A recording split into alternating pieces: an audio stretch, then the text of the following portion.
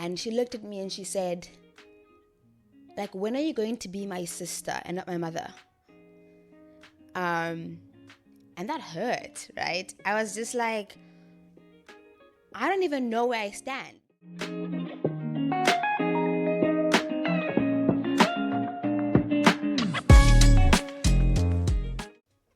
Hi, I'm your host Tendai, and welcome to episode 1 of Soundtracks, the podcast where we share the personal connections we have with music and how these connections shape our experiences, emotions, and memories. Thank you for being here, and thank you for trusting me with your time. So, like I said in the mini episode, episode 1 is just me and you having a conversation about the songs I love and the songs that have shaped my life.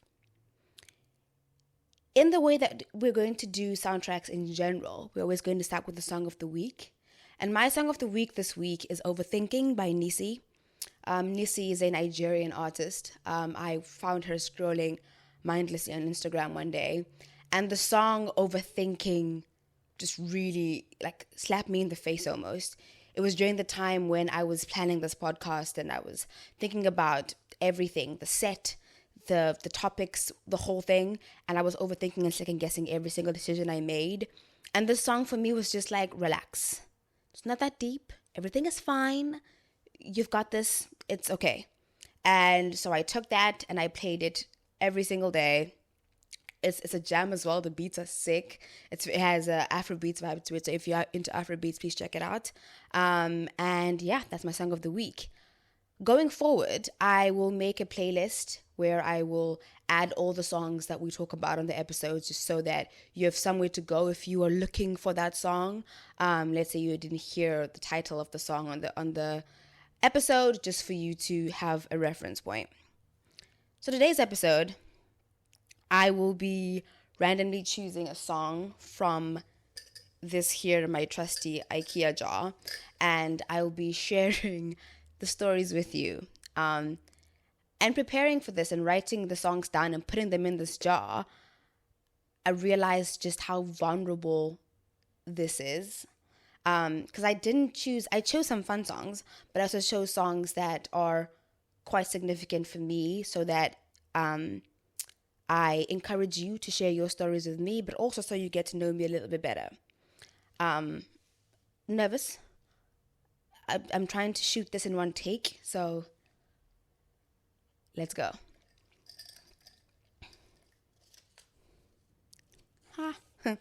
Right Hand by Drake. So, I'm the oldest of 3 sisters. My sisters and I are about 6 years apart. Chibo is 5 years younger than me, and Rumbi is 6 years younger than me. And the two of them grew up like twins, right? They were treated like twins. They're 1 year apart. It was Chibo and Rumbi. They're a unit there together. And growing up as a older sibling in an African household, there was lots of parentification happening for me. I had to be parent number 3 in decision making and teaching them how to read, brushing their teeth, changing diapers at age 6 or 5. That's just a responsibility that was there. And so there was always a wall between me and my sisters about how close we could get when we were younger. And I just a lot of the time felt that I was isolated from them because I had to be an authority a lot of the time. And what that meant was that I couldn't always be their sister, and they couldn't always see me that way. They couldn't come to me for things or trust me with things because I'm going to go tell my parents, because in many ways, I was an extension of my parents. And that really put a strain in our relationship. So I think it was about, I should have been about 16, 17. We were in one of my sister's rooms and they were shooting in Musically. And this Drake song comes on. I'd never heard this song before. And I love Drake. I didn't know how this, skipped me. But then they started singing it to each other, and the lines of the songs are, "You're my right hand, you're my go-to." And they were singing it to each other, facing each other. And in that moment, I felt so othered and so removed. And it was the two of them. And then there was me on the outside. I don't know the song. okay? But also I'm not part of this tight-knit relationship, and I never will. And it felt like I never will. And it just hit me. I just felt really alone, really isolated. But at the same time, there wasn't anything I could do at the time, I felt, to remove myself from that isolated place in the corner and join the crew. Because I felt like they had already established their relationship and I'm just an outsider, and that's what I always will be to them. But I'm happy to say that the older we got, and even right now, we are a lot closer. I talk to my sisters every day. Sometimes I call them like 3-4 times, and we're very close. And we got out of that phase of our lives where many times I wasn't up to them and they weren't up to me. And there was a lot of our parents putting us against each other because I needed to be the watchful eye. I remember there was a time when my younger sister, she had done something, and I had to report her. I just had to. And she looked at me and she said, like, when are you going to be my sister and not my mother? And that hurt, right? I was just like, I don't even know where I stand. It was this hierarchical relationship where they were my parents, they're my sisters, and then there's me, and I like oscillate between the two in a very like confusing way for me, in a way that I couldn't build relationships with my sisters. But now, the older I got, the more I decided that, I'm not going to go between the two groups, first and foremost. And also my priority is trying to be closer to my sisters, because at the end of the day, it's just me and them. And I need to protect them, for them to protect me, and for us to feel like a unit. And I am so happy to say that we're so much closer now. They are my life, and being so far away from home, I am so lucky to have them and talk to them every day, have this closeness. They keep me grounded. I love them. And yeah, that was a hard one to start with.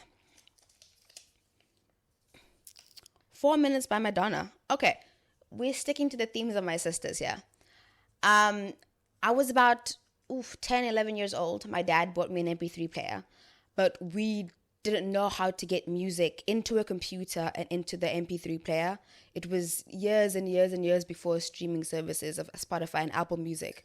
So I didn't know how to get music, because I got this for music, but I couldn't get the music onto the thing. But it had this recording function. And I would go in front of the TV and stand right next to the speakers and record music and like stop it there.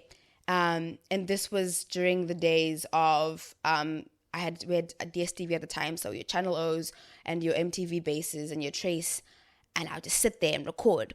This particular song, Madonna's 4 Minutes, I was recording, and my sister walked in, and you can just hear her screaming and me going shh, and her just screaming.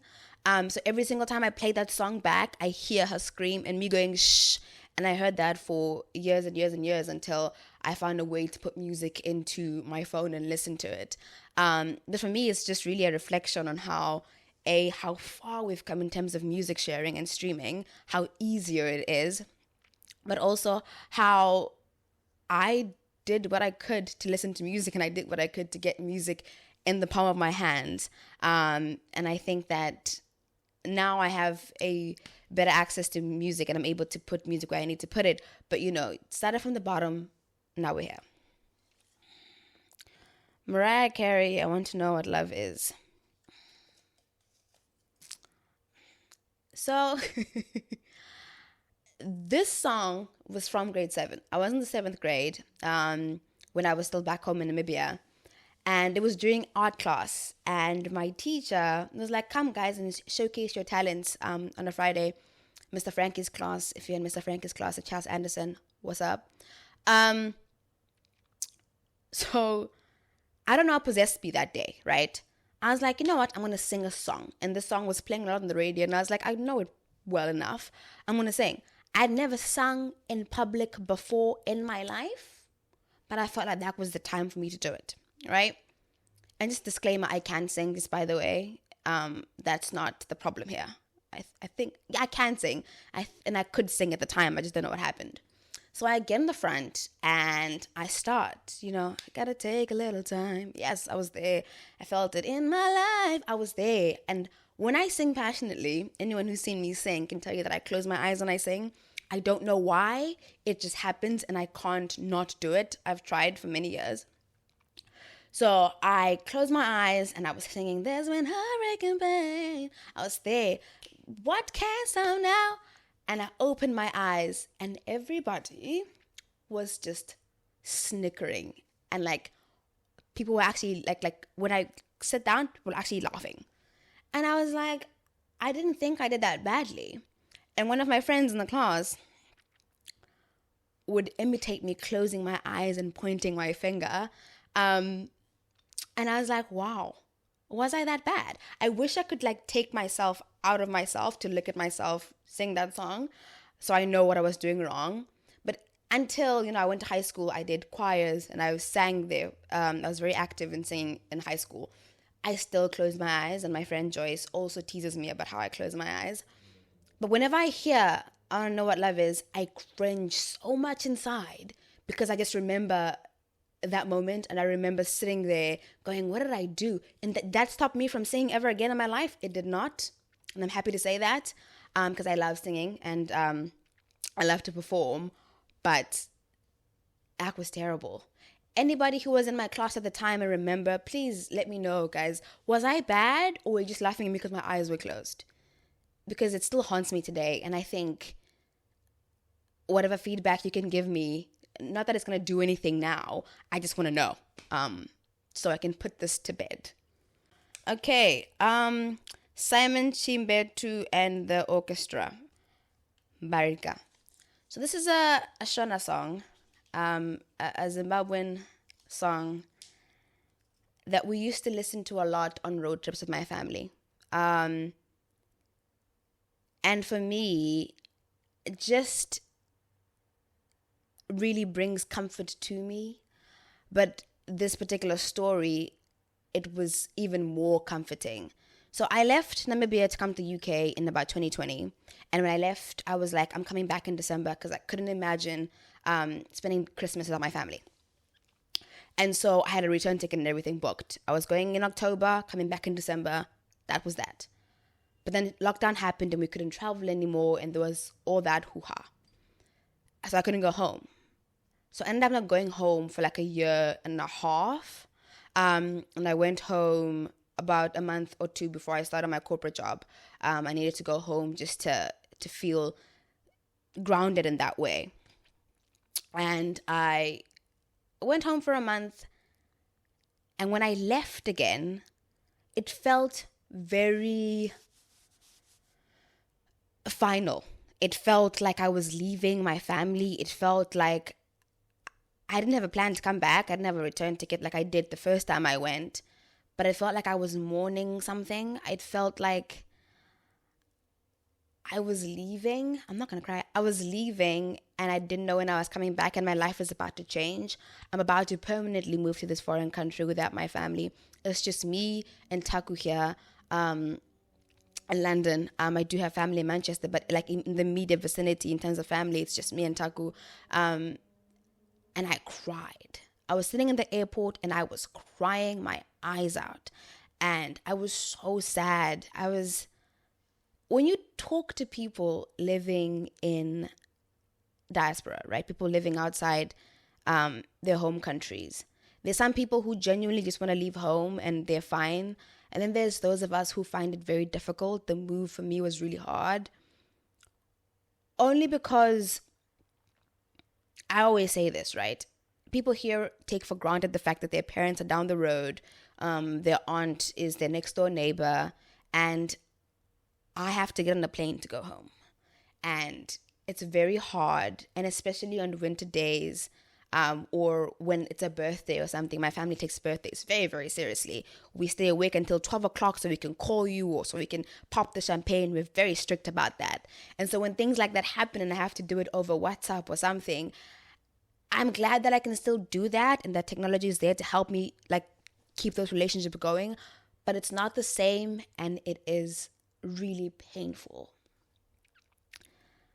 And I'm happy to be in London. I'm like, it's great. The food is great. I get to work and live in London, but I miss home terribly. But I'm going back in December, and I am really excited. I haven't been back since August last year, so a year and a bit.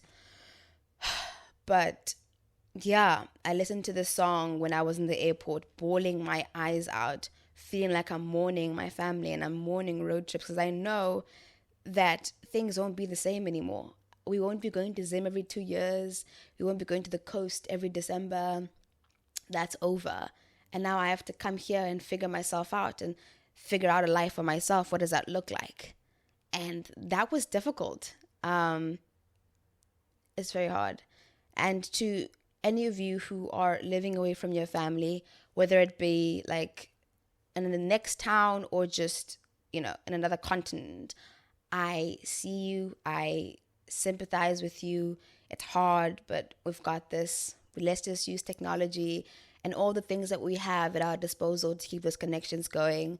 Yeah, especially coming to the festive season. And if you're not going home to see your family, I'm with you.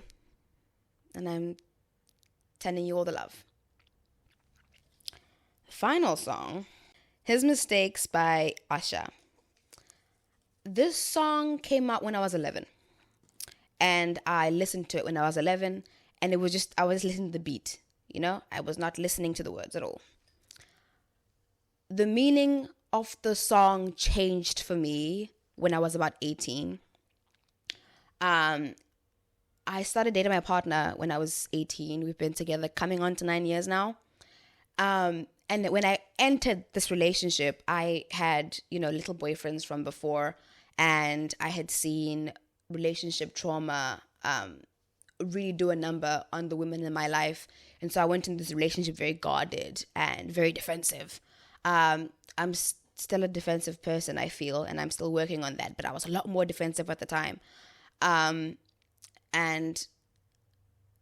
all the things that were said to me or happened to me in previous relationship, I brought them here with Taku, and he would do something or say something, and I would react immediately. Or I would preempt something, and it wasn't even going to happen that way. I wasn't going to say that. And so one day he kind of stopped me and said, listen, I'm not the reason why you are acting like this or why you're upset. And it's really frustrating for me that I didn't do anything, or I'm not this way, yet I'm being punished for it. And I need you to change. I heard those words and I was like, okay, cool, fine. And I was calling me out already. I was like, oh shit, I have to go back to the drawing board and look within myself. And then one day I was studying and the song came on, Usher's Mistakes came on. And it just hit different, right? The first lines are, do I remind you of the pain that he put you through? Is he the reason I'm to blame before I do it? Is it because he treated you badly? So basically, always guilty before the sin. I can't win. And I felt Taku's words, this is what he was telling me, that he's not doing anything. He's trying his best to love me and be in this relationship with me, yet I am making him pay for things he hasn't done. He hasn't caused this hurt, yet he's paying for it, and it's not fair. Asha says, baby girl, I refuse to pay for something I didn't do. I love you, but I refuse to stay to pay for his mistakes. And I was just like, okay, we're at a crossroad here, right? It's either I understand what Taku is saying, reflect and try to change, or keep on this defensive streak and being who I am at the moment and lose this man who I really, really like. And he's really good for me. And so I decided to be more intentional with how I react to the things that he says and be more understanding of my own trauma, So I do this thing where whenever I'm upset at something, I tend to keep quiet and reflect inwards as to why am I angry? Am I angry at this person, or am I angry at something that has nothing to do with them? And if it's nothing to do with them, then my response has to be accordingly.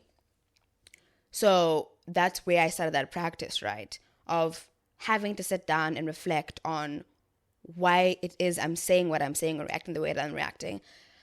In many ways, I still do that. And there's a lot of work for me to do, and I'm continuously doing that work. But being aware of my reaction in the moment and how that impacts the people around me is key. And for me, the song kind of signals when I started to do that and be intentional with that. And I think I've been doing a good job. Yeah, I think I've been doing a good job. And we're out. I actually thought I was going to cry. So I have tissues at the bottom there, but I didn't cry. Especially talking about my sisters. I thought I was going to cry. But the face is still intact. So I did a good job there. The second part of this episode, the second and final part of this episode, will be your submissions.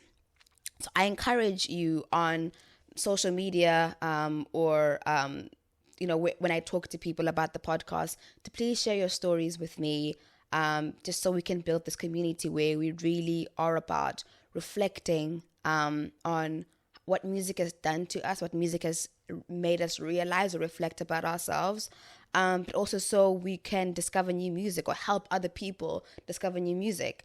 Just by the interactions I've had this week with people on social media, I have discovered so many new songs. You don't understand how excited I am to continue this project, because the songs that have come out of the woodworks for me and the artists,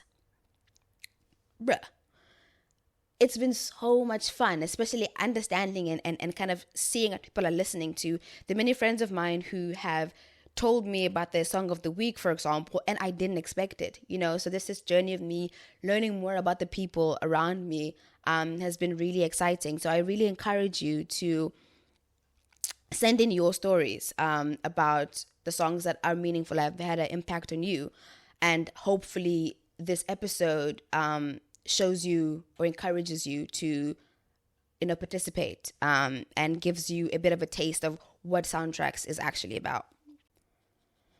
We're going to do 2 submissions today, only because I enjoyed listening and reading these submissions, and I think that to start off with 2 kind of gives us a taste. And thank you to the people who submitted these. Thank you for trusting me with your stories. Both these songs that I'm going to talk about today, I discovered new songs to me, and I've been playing them over and over. So the first one, the story title is Jazz Saved the Day. The song is The Yellow Jacket by Shaun Martin. This year has been so tough. I've been in a prolonged rut more than ever before, and just when I think I'm getting out, something pulls me back into unproductive ghetto. I discovered this song one day thanks to Apple Music's Infinity feature. Listening to it the first time had me so shook. It took me a while to listen to it all the way through, because every few seconds I had to rewind, re-listen, and sometimes restart the whole song. I can say that that's true. I've done it as well. I then used this song as an alarm every morning for like 2.5 months. I listened to it while writing out my to-do list or just whenever I felt down. For some reason, the song is so good at picking me up while also calming me into a focused mood at the same time. Sometimes, pick-me-up songs tend to be too hype, to the point where they may be overstimulating, but I think this song hits all the right spots. The way the song was produced forces you to go on a musical journey from the beginning to the end.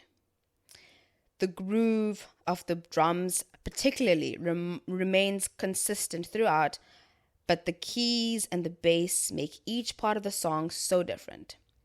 Being able to have a song will make you feel the way you felt when you first listened is so rare, and this is definitely one of those songs for me.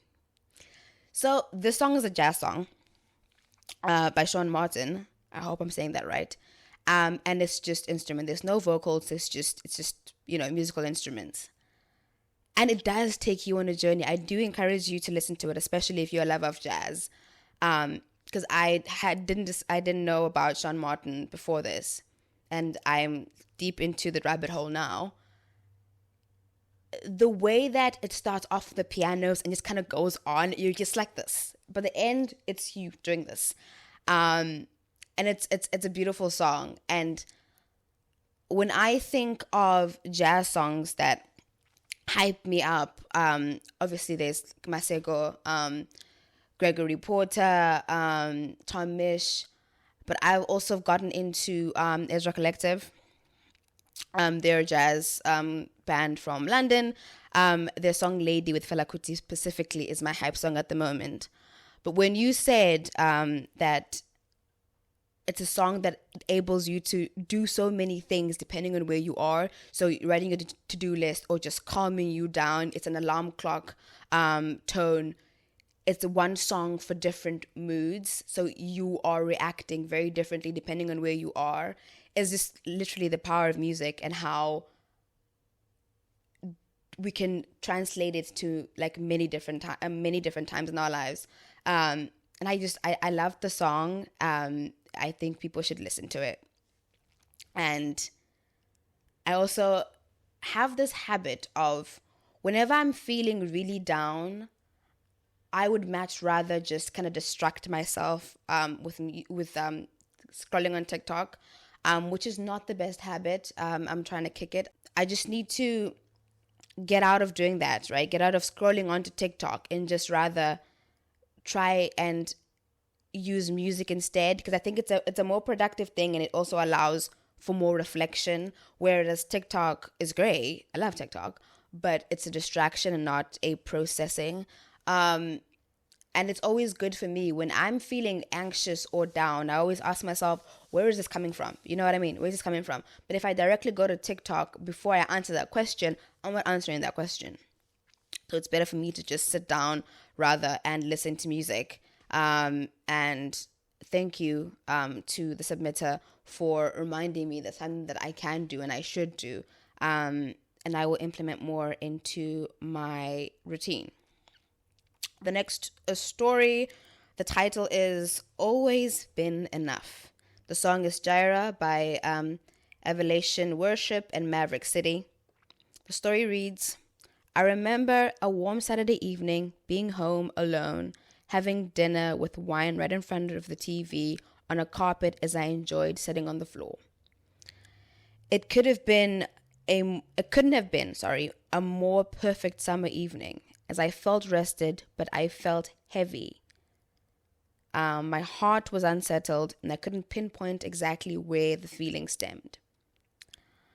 I lived in a beautiful home with a kind partner. I had a stable job. What more could I ask for, really? As I sat there, just in my thoughts, the song Jireh came on, and I thought to myself, nice tune, and I continued listening. The more I listened to the lyrics, the song began to speak to me. There's a line that says, I'm already loved. I'm already chosen. I know who I am. I know what I've spoken. I'm already loved more than I can imagine, and that is enough. And the penny dropped. I realized I'd been obsessed all my life with being loved fully, chosen, and that was because I didn't feel like I was enough. Yet God chose me at birth, and I have always been enough. Something in me changed that day. Since then, I have tried to live intentionally, knowing that I'm enough for myself and for God. I think we all go through, at some stages of our lives, feeling not enough, feeling like we're not doing enough, feeling that we're not where we're meant to be on some weird metric that has been set or we set for ourselves. And we could have all these wonderful things in front of us, but that one feeling or that voice in our head is a lot louder than what our eyes are seeing. Like we can't see all that we have, and we're just really hell-bent on where we're supposed to be, or not even reflecting. Because we can work hard, right? Really, really hard, and get all the things that we have achieved, but not have time to reflect on where we are. And I think that the song coming to you at the opportune time to remind you to reflect and understand that you've done everything that you could, you've achieved everything that you've wanted. You are loved, you are fed, you are in comfort, you are warm. And these are things we take for granted all the time, especially in this life where it's very fast all the time. And having the time to reflect and sit down and be like, where am I and where was I before, is not always there, and it's sometimes a luxury. And so I'm glad that you got to sit there and reflect and realize that you have come so far and you have achieved so much, and you're exactly where you were planning to be, where you're working to be. And I'm so proud of you, and congratulations. And I hope this is a feeling that you have and you carry with you. And when there are moments in your life when you feel, again, that you're not enough, you can jump back into this song and be reminded of that feeling of contentment that you had. Yeah. This has been an interesting episode. It's been ups and downs, especially given the songs that I chose. But I hope that it gave you a taste, an inkling of what we are and what we do here at Soundtracks. I hope you enjoyed this episode, and I hope you learned a little bit more about me, and the show. And if you did enjoy the episode, please like, subscribe, follow, answer the thing on Spotify at the bottom. Just give me feedback so I know that you're there and you're listening, and so that we can build this community together and make it what we want it to be. Because at the end of the day, I want this to be a platform where we can all share, and where we feel like we can come and discover new music, listen to people's stories, and just connect in that way. So yeah, I've been your host, Tendai. You've been listening to Soundtracks. I'll see you next Tuesday.